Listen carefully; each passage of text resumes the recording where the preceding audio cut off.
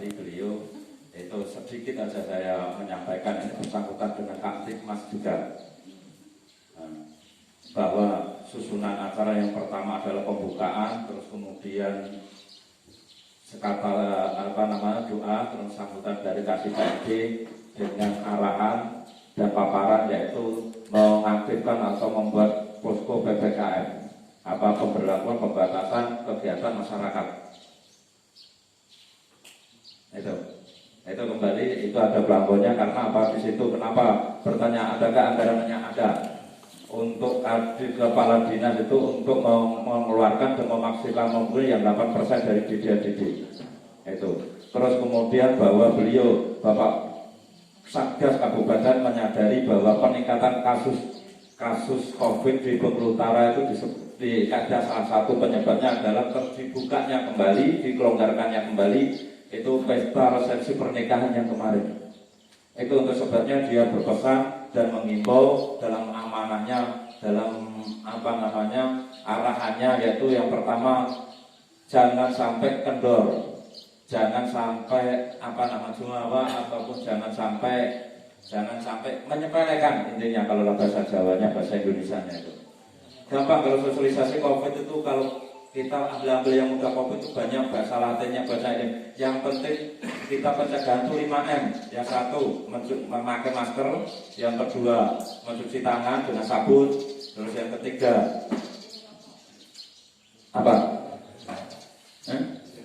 menjaga jarak.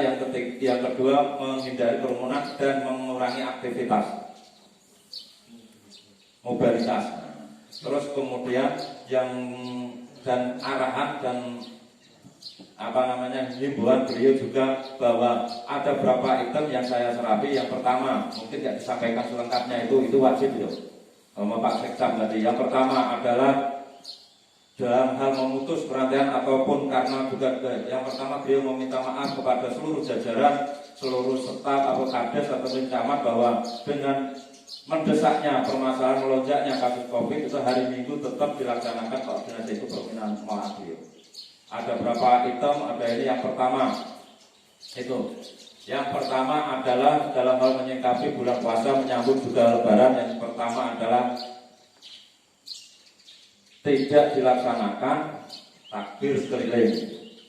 Dan kemudian masalah salat itu tetap mematuhi protokol kesehatan, dilaksanakan, tetap mematuhi protokol kesehatan. Terus kemudian izin keramaian sementara ditiadakan. Terus kemudian mudik, jangan warga mengimbau kepada warga untuk tidak mudik. Terus kemudian yang terakhir,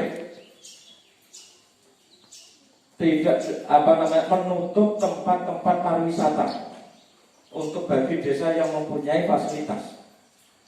Alhamdulillah di Kalimantan tidak ada tempat-tempat wisata, tetapi punya warga yang akan ke tempat wisata.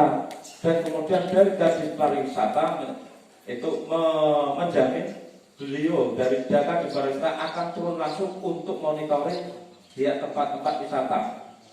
Jangan sampai ke sana nanti ada diberlakukan denda apa contohnya, jangan sampai. Mari kita menjadi contoh untuk yang lainnya.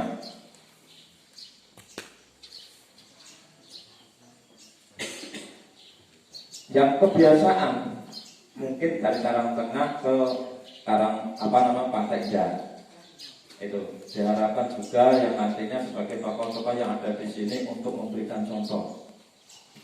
Kemudian yang terakhir sebelum ditutupnya kades diarahkan atau dibuat pernyataan memang benar.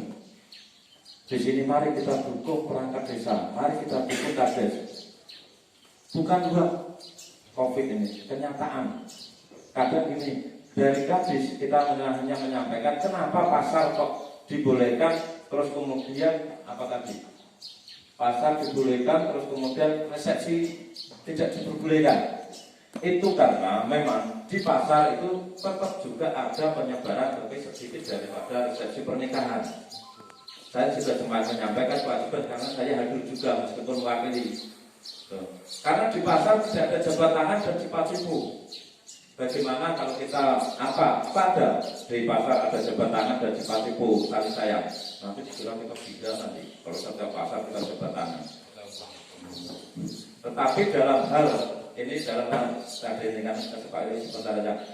Kalau di resepsi pernikahan, kira-kira jabat tangan nggak? Kira-kira saya menyayang nggak? Kalau memang biasanya ibu, itu yang menjadi perbedaan karena masih alerginya, karena masih kita ini perbandingan COVID ini masalah perbandingan. Itu aja mungkin waktu yang bisa sampaikan. Silakanlah nanti kalau memang ini nomor HP saya, silakan nih selalu terbuka, rumah juga bisa. Nanti tak kayak tadi malam itu ada salah satu warga desa Karangpulo ke rumah, gimana Pak, orang tua saya meninggal, adanya sekarang di Medan. Ya saya langsung telepon ke Sekcam selaku wakil Satgas Kecamatan karena Pak Camat lagi tidak ada. Itu maksud saya koordinasikan dari pemerintah desa ke pemerintah kecamatan. Karena semua masalah penanganan kasus COVID ini ada Satgas, makanya untuk mengaktifkan kembali dengan anggaran-anggaran yang terbatas. Mudah-mudahan bisa terlaksana. Itu aja yang bisa saya sampaikan. Dan saya akhiri, kurang lebihnya saya juga mohon maaf dalam hal penyampaian. Dan saya akhiri, wassalamualaikum warahmatullahi wabarakatuh.